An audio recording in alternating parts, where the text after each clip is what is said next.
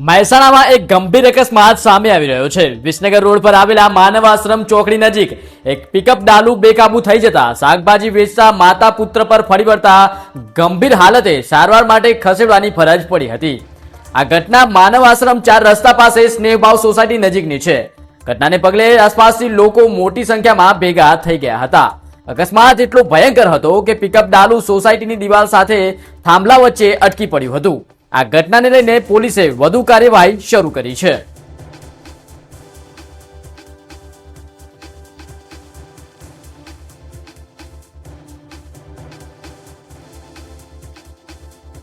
અમે તમને આપીશું પળે પળના સમાચાર। જો તમે અમારા નિર્ભય માર્ગ ન્યૂઝ ચેનલને સબસ્ક્રાઇબ કર્યું નથી તો અત્યારે જ નીચે આપેલા આઇકોન બટન પર ક્લિક કરીને સબસ્ક્રાઇબ કરો અને શેર કરવાનું ભૂલશો નહીં।